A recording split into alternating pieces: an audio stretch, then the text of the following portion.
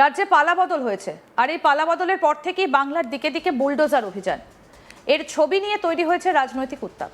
কোথাও প্রশাসনের অভিযান, কোথাও আবার বুলডোজার ঘিরে তৈরি হয়েছে তুমুল চর্চা। আর সেই আবহেই এবার এমন একটা ঘটনা যা দেখে প্রথমে চোখ কপালে উঠেছিল সকলেরই। মনে হচ্ছিল তবে কি সত্যিই এবার বুলডোজারের চাকা ঘুরল অভিষেকের খাস বলে পরিচিত তৃণমূল নেতা জাহাঙ্গীর খানের পার্টি অফিসের দিকে? মুহূর্তে ছড়িয়ে পড়ল সেই জল্পনা, কিন্তু আসল গল্পটা খুলতেই বেরিয়ে এলো একেবারে একটা অন্য ছবি। রাজনীতির বুলডোজার নয়, যান্ত্রিক গোলযোগেই হাইড্রোলিক মেশিন ঢুকে পড়ল পার্টি অফিসের ভেতরে। ঘটনাটা ঘটেছে দক্ষিণ 24 পরগনার বজবজ ট্রাঙ্ক রোডের ওপর থাকা তৃণমূল নেতা জাহাঙ্গীর খানের অফিস লাগোয়া বিল্ডিংয়ে। রাত তখন আনুমানিক 10টা। বজবজের দিক থেকে আসছিল বিশাল আকারের একটা হাইড্রোলিক মেশিন। আচমকা বিপত্তি, মেশিনটা ব্রেকডাউন করতে নিয়ন্ত্রণ হারিয়ে রাস্তা ছেড়ে সোজা ঢুকে পড়ে ওই বিল্ডিংয়ের মধ্যে। আর সেই মুহূর্তেই তৈরি হয় এমন দৃশ্য যা দেখে স্থানীয়দের অনেকেরই মনে হয়েছিল এ কি তবে সত্যি বুলডোজার অভিযান?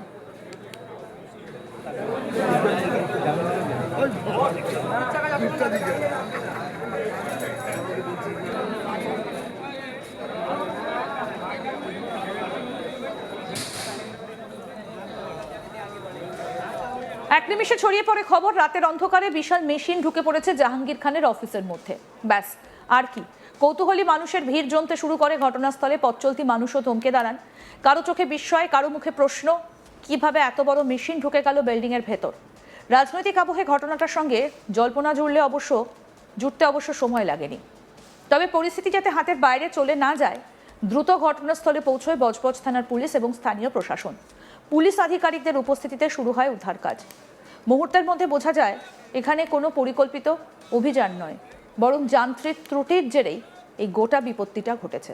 প্রত্যক্ষদর্শী শেখ আশরাফ কি বলছেন শুনবো।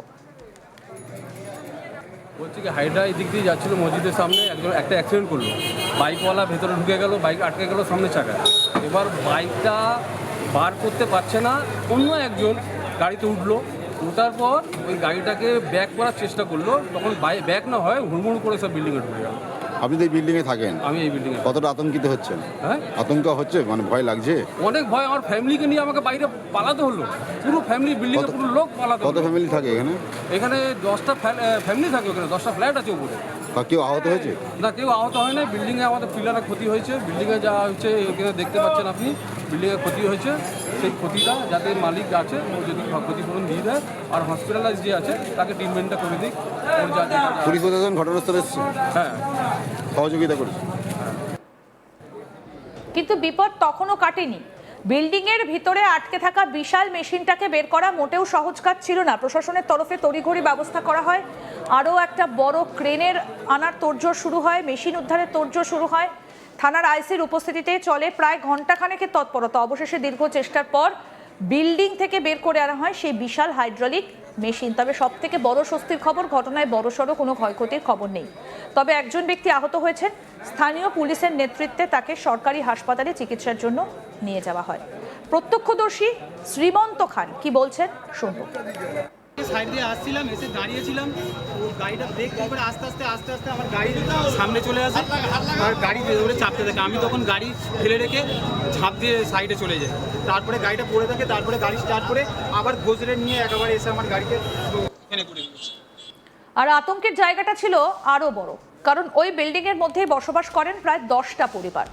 আচমকা এমন বিশাল মেশিন ঘরের সামনে নয়, একেবারে বিল্ডিং এর ভেতরে ঢুকে পড়ায় আতঙ্কের নিচে নেমে আসেন বাসিন্দারা। রাতের নিস্তব্ধতা ভেঙে মুহূর্তে তৈরি হয়ে যায় একেবারে হইচই। আমাদের প্রতিনিধি সঞ্জয় কুমার মাঝি কি প্রতিবেদন তুলে ধরেছেন দেখব। বৃহস্পতিবার রাতে হঠাৎই একটি বড় বিশালাকার জেসিবি মেশিন একটি আবাসনের মধ্যে ঢুকে পড়ে।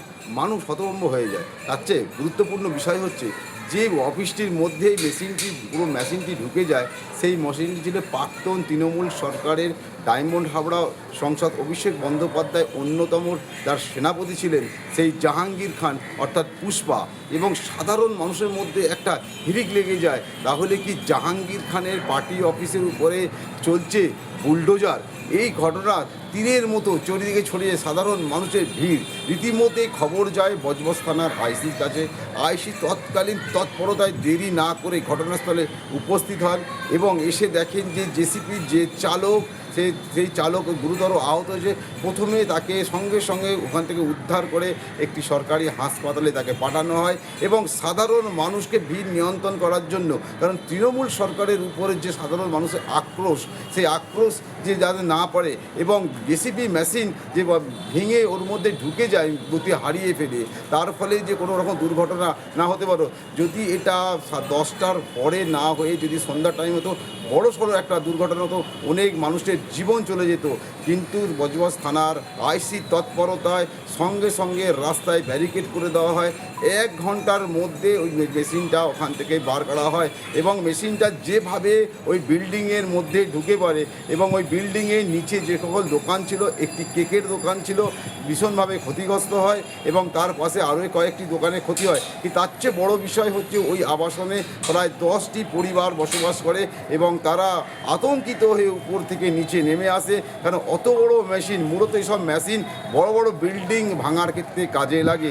যেভাবে মেশিনটি শাটার ভেঙে ভিতরে ঢুকে যায় এবং তারা ভাই আতঙ্কিত, মেশিন বিল্ডিংটি যদি ভেঙে পড়ে।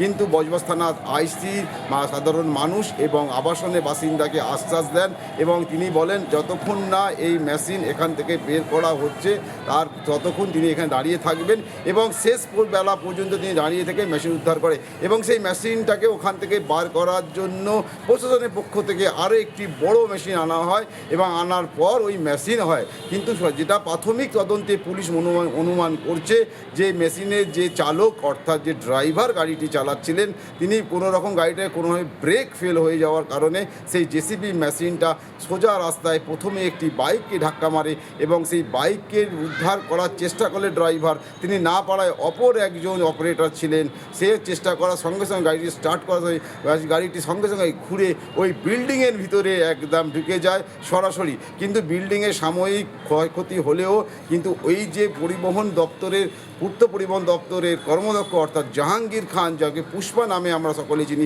সেই পুষ্পার অফিস ছিলেন ওখানে কার্যত।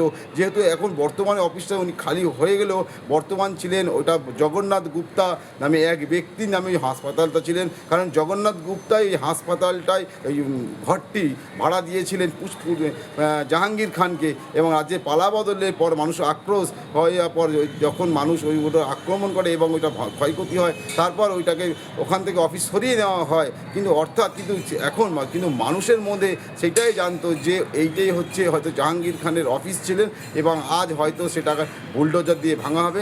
এই নিয়ে একটা আতঙ্কর পরিবেশ সৃষ্টি হয়, কিন্তু বজবজ প্রশাসন সুন্দরভাবে পরিস্থিতি নিয়ন্ত্রণ করে।